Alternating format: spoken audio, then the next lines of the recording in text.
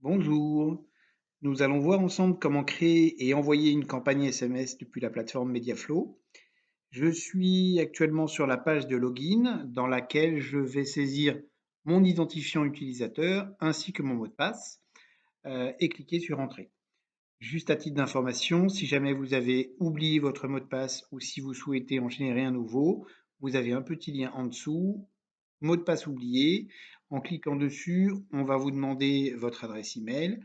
Vous allez recevoir un premier email vous indiquant un mot de passe temporaire, puis un second mail vous indiquant un code unique vous permettant cette fois-ci de générer un nouveau mot de passe. Donc là, en l'occurrence, je vais cliquer sur Entrée pour entrer sur la plateforme. Donc en arrivant sur l'interface, on arrive directement sur le tableau de bord qui permet en un coup d'œil d'avoir accès aux 10 dernières campagnes en cours de préparation et également à vos 10 dernières campagnes envoyées. Vous avez également accès à 3 informations importantes: le nombre de crédits restants sur votre compte, un bouton d'accès aux campagnes terminées et un bouton d'accès à vos campagnes programmées. En l'occurrence, ce qui nous intéresse, c'est la préparation d'une nouvelle campagne. Donc, je vais cliquer ici en haut à gauche sur le bouton Nouvelle campagne. J'arrive sur une page qui me demande quel type de campagne je veux envoyer. En l'occurrence, il s'agit d'une campagne marketing et pas une campagne de notification. Je saisis un nom pour ma campagne. Je saisis ici test démo et je peux éventuellement saisir un code de facturation qui apparaîtra sur vos factures et qui peut vous permettre éventuellement de regrouper plusieurs campagnes sur un même code de facturation et simplifier la lecture de vos factures. Ici, je vais le laisser vierge. Je clique sur Suivant et j'arrive sur l'onglet Destinataire dans lequel je vais importer une liste de destinataires ou saisir des numéros manuellement.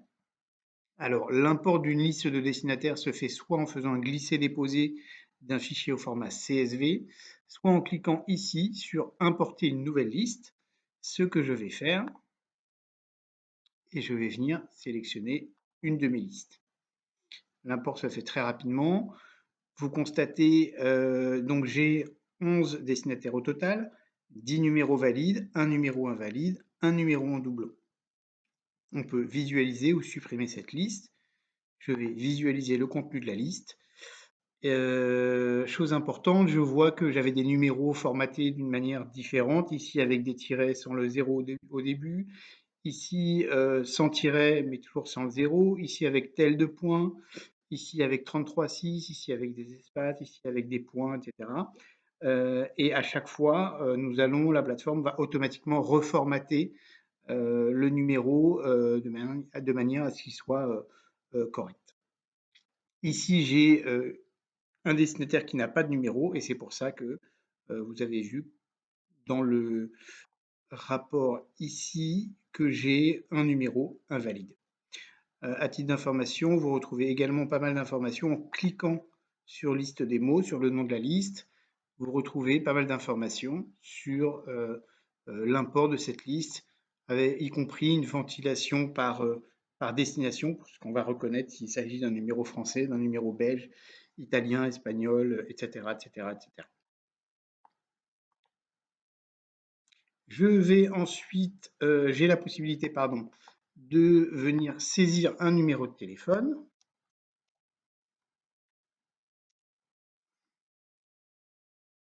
Je clique sur Entrée et là, je vais venir saisir un certain nombre d'informations concernant ce numéro, ces informations étant facultatives. Donc, comme vous l'aurez compris, vous pouvez soit importer une liste de destinataires, soit ajouter un numéro, soit les deux. Vous pouvez tout à fait avoir et une liste de destinataires et un numéro. Je clique à nouveau sur Suivant et là, je vais venir saisir l'émetteur de mon message et le message lui-même.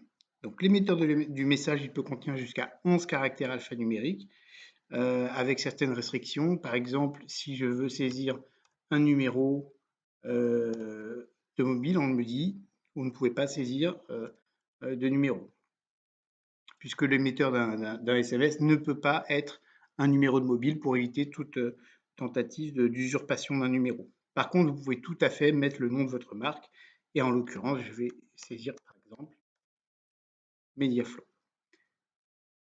Je viens saisir mon message, donc tout simplement en saisissant mon message, et j'ai la possibilité de venir ajouter des champs de personnalisation, une civilité par exemple.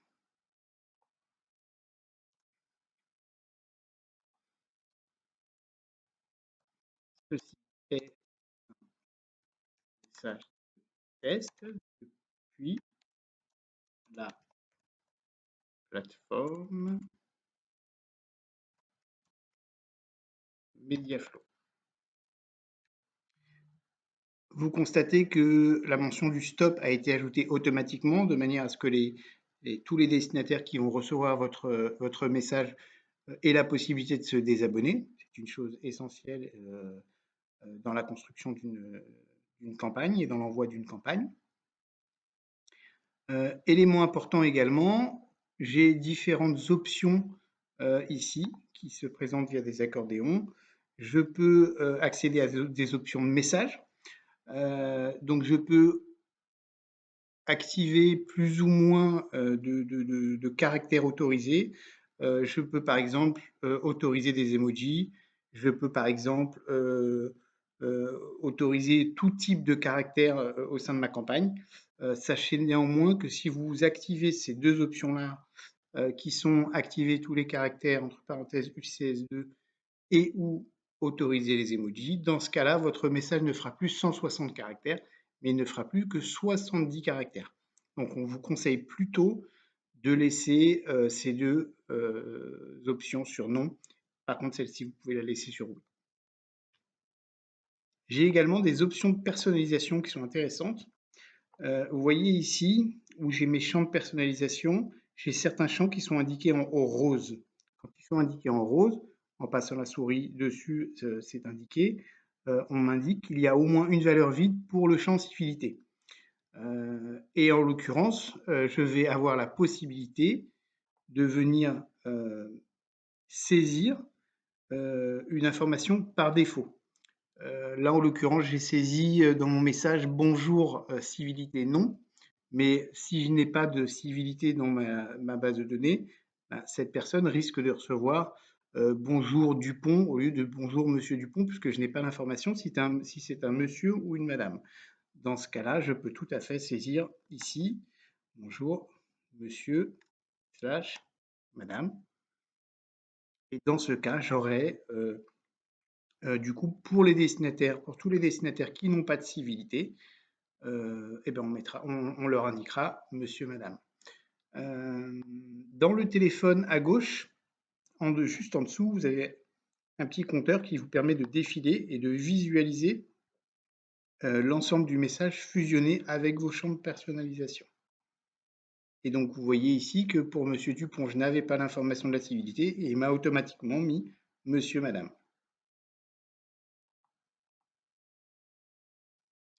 J'en ai terminé avec le message. Je vais ensuite cliquer sur suivant. J'arrive sur la fenêtre de test et d'envoi.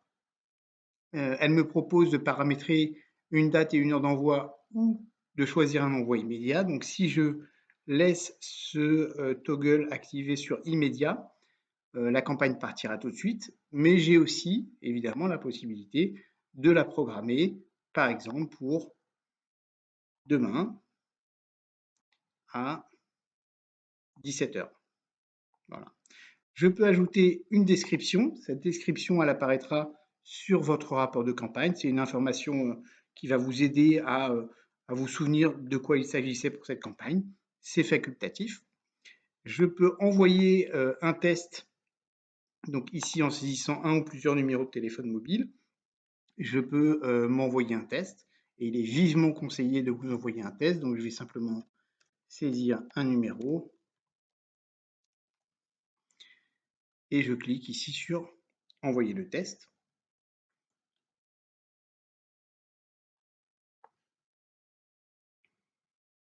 Une fois que j'ai reçu mon test, je vais cliquer sur confirmer la réception du test pour être en mesure d'envoyer ma campagne, de cliquer sur programmer et utiliser le nombre de 9 crédits en l'occurrence, puisque automatiquement, en fonction de la liste que j'ai importée, en fonction éventuellement des numéros qui sont dans ma liste, dans ce qu'on appelle la blacklist, c'est-à-dire la liste de destinataires qui ne souhaitent plus, qui se sont désabonnés et qui ne souhaitent plus recevoir de messages par SMS, on va comptabiliser le nombre de crédits nécessaires.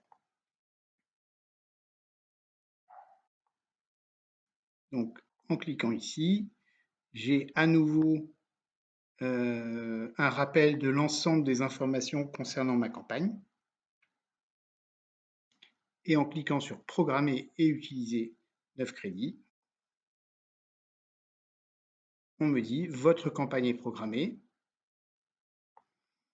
et j'ai un bouton d'accès me permettant de revenir au dashboard. Je vois bien ici ma campagne qui est encore à la fois dans mes dernières campagnes puisqu'elle est programmée, mais qui est encore accessible également à ce niveau-là.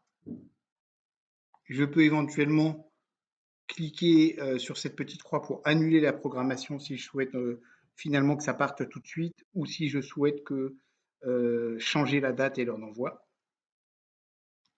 Et une fois que la campagne sera partie, j'aurai accès au rapport de campagne qui permettra de savoir combien de destinataires ont reçu le message,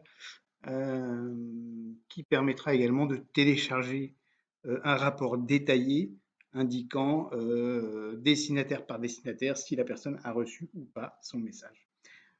Voilà, j'en ai fini avec cette démonstration. Nous sommes évidemment disponibles pour répondre à l'ensemble de vos questions. Et n'hésitez pas à découvrir toutes nos nouveautés sur le site www.mediaflow.com. À bientôt.